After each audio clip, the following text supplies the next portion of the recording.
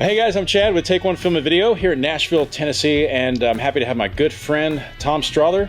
He's the founder and CEO of LiveItNow, which is it's really a streaming kind of turnkey provider, is it not? Yeah, it's everything you can think of associated with live streaming, broadcasting, conferencing, entertainment, all of it.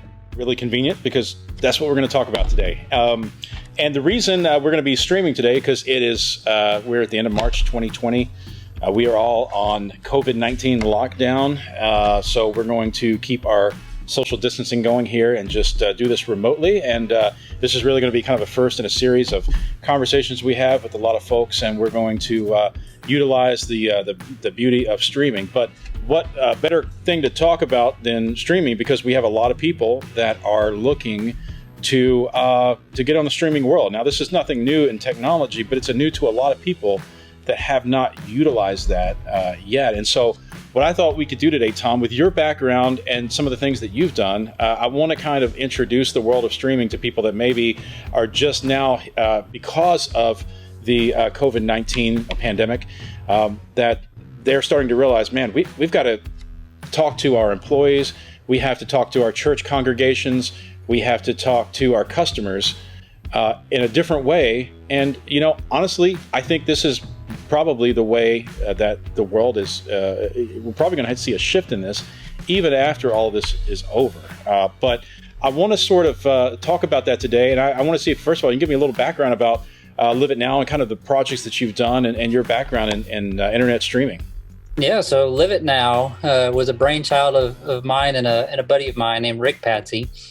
We started it in Nashville in 2011. So several years ago. We've been doing this for quite a while. We've seen the good, the bad, the ugly of the various streaming systems out there, and internet, and the fluctuations, and all that type of stuff, acceptability.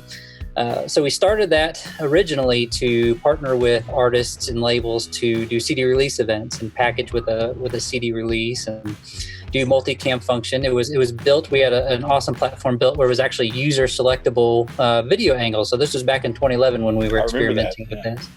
And so we were really trying to get into functionality and that virtual type deal. And we had some good success in the beginning. And then it just adaptability and just acceptability was it's kind of been one of those.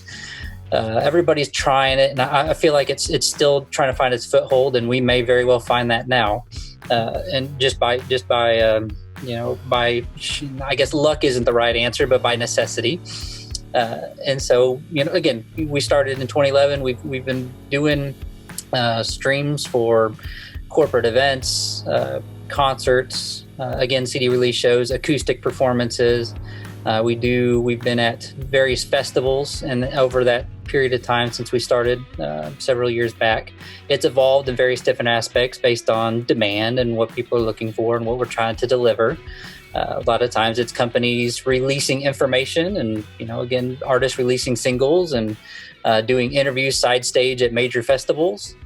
Just kind of all around. And so it's got an entertainment aspect, and coming into what today is more of a necessity where we're all kind of separated, nationwide, worldwide, conferences being canceled for, we can't gather for over 10 people. So travel is become non-existent. And so we're looking for solutions.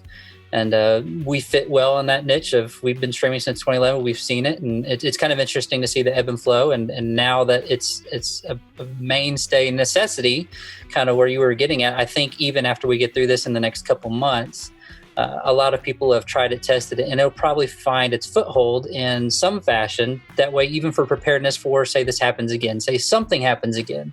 I think this is kind of a wake-up call in terms of technology for corporations, companies, churches, for all of them to kind of move that direction, discover exactly what it is. This is kind of pushing them into the necessity to figure out how they can use it.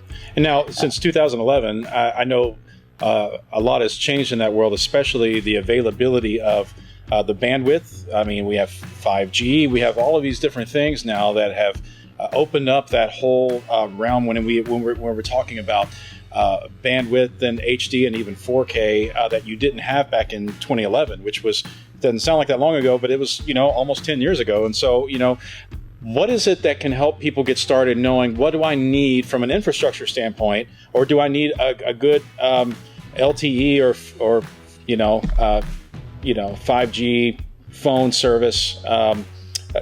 What do people need to know to be able just to get started in streaming? And what's acceptable, and what do you need to actually do like a high quality HD or 4K stream? Yeah, so interesting enough, the main thing that is always forgotten in the discussion leading up to a stream, even getting the inquiry from the client, usually the last thing is the most important, which is the internet and bandwidth. So we'll go through all the production questions, and here's what we'd like it to do, and then trying to interject is like, okay, this is all great, but have we thought about internet? Oh, we haven't thought about that yet. And streaming is internet. So it's kind of interesting, as every single conversation is usually last, but it's the most important, right? Obviously, because it makes streaming possible. So in terms of internet bandwidth, my minimum that I request at wherever I'm going or that I have access to is 5 meg upload. And that is pretty much the bare minimum that I will kind of give my okay to. Anything less than that, I give disclaimers towards. We may see buffering, we may see issues. In order to see success, here's my suggestion. Now that number is based around sending out one stream, and that's one stream to one destination. And what that means is me streaming out of our church, our office, or wherever to Facebook. Facebook would be a destination, and that's just one. So for that 5 meg upload, that's to one destination. For every new destination you want to add, and this is where people will send to Facebook, they'll send to their Twitter, they'll send to their Instagram, because everybody has a social media and various platforms, you will need to add that 5 meg to that number. So it essentially goes from 5 meg to 10 meg to 15 meg based on how many, not physical, but just digital streams you're sending out of your connection.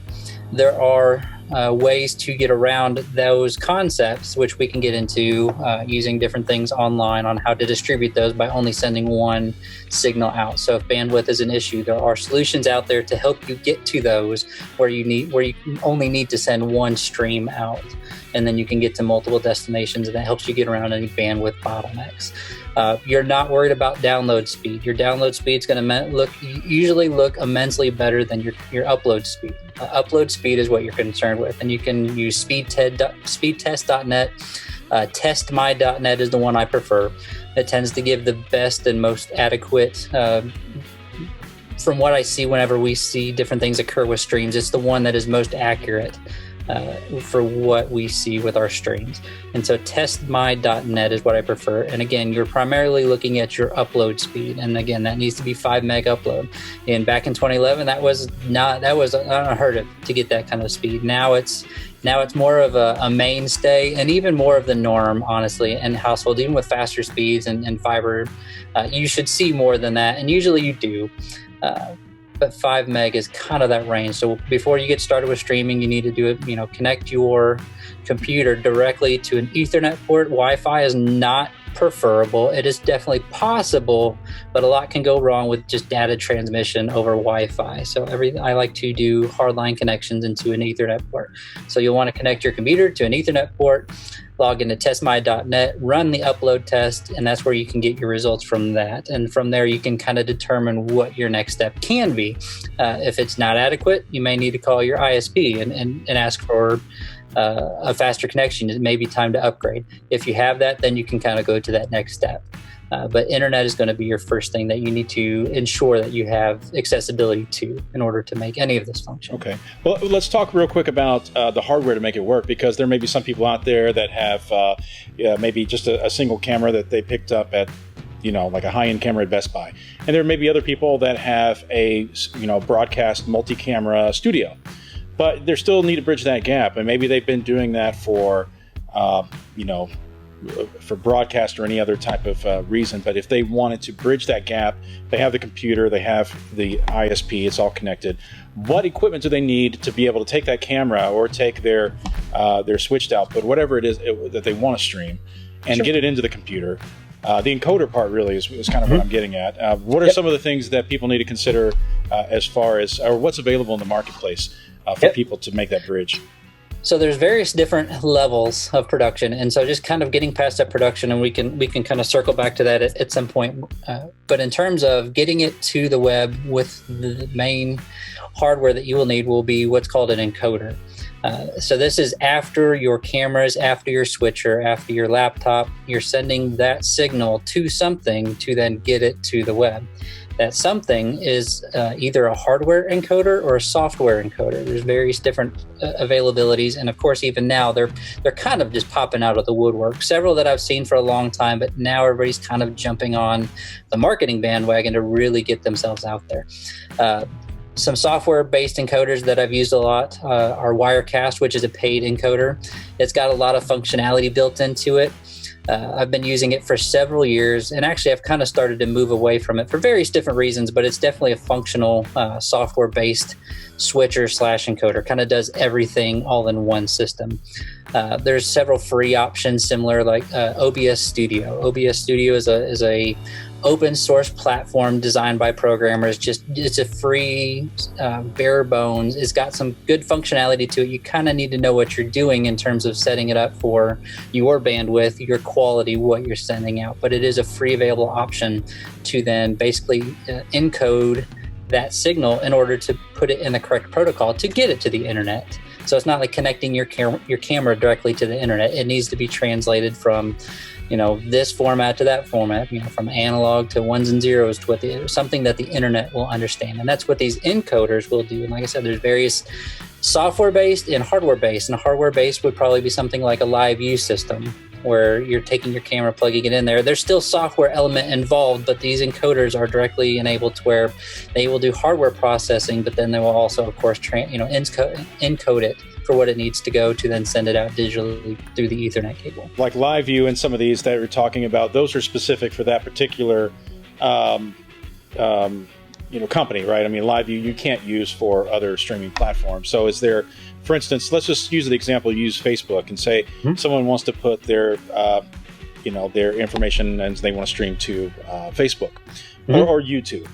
Sure. Is there a particular generic hardware, software encoder that's suitable for those that maybe you could stream onto multiple platforms? Say I want to do Facebook, YouTube, and 2 or 3 more.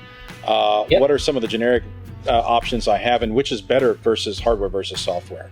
Sure, and luckily a lot of streaming companies have loosened up. So actually the LiveItNow will allow you to stream to any RTMP. And so RTMP is the protocol that streaming will use to send the systems out there. So whenever I configure the encoder to send to Facebook, to send to YouTube, to send to wherever those destinations are, we use an RTMP protocol.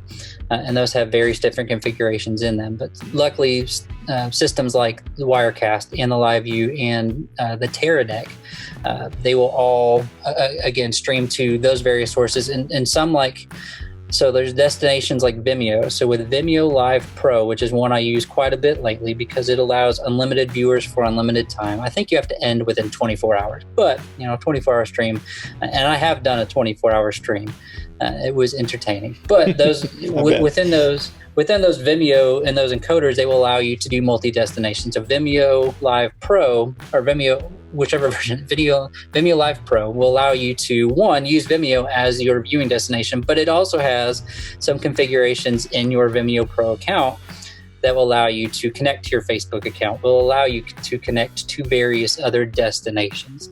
And so you need an encoder to at least get to Vimeo, and Vimeo would be called what is called a CDN, or a content delivery network. YouTube would be considered a CDN. Facebook Live would be considered a CDN. These are where you will stream it to, and then they will distribute that signal. And so those are your destinations and those CDNs to kind of distribute your system. But like I said, luckily a lot of encoders like the Teradek, like even Livestream Studio was proprietary. Now they have custom RTMP settings, so you can send that to wherever you'd like to go. I use a program called Switchboard Live. That is one where I can send one signal and then stream it out to multiple destinations, and I can pre-configure basically an entire show.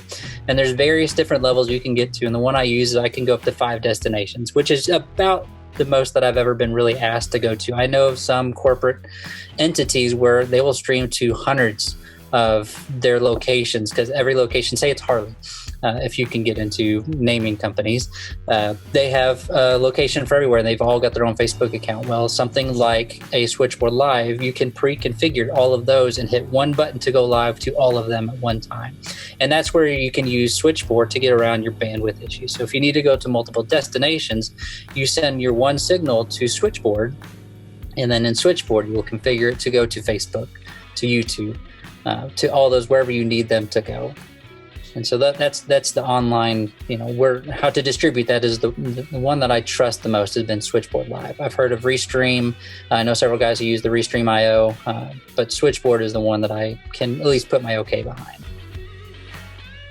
Well, Tom, that's really great information. And the thing that I feel that we're, getting into this is that it really doesn't have to be that complicated. Am I right?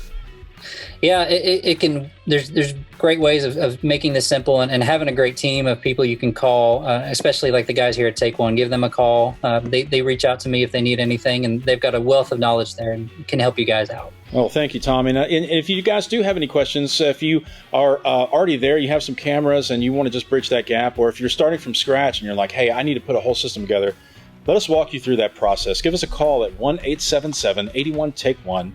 Or you can email us at mail@takeone.tv. Well, Tom, thanks so much. I really appreciate your time. This has been great information. If you guys like this content, hit the subscribe button, give us a thumbs up, and we'll see you next time.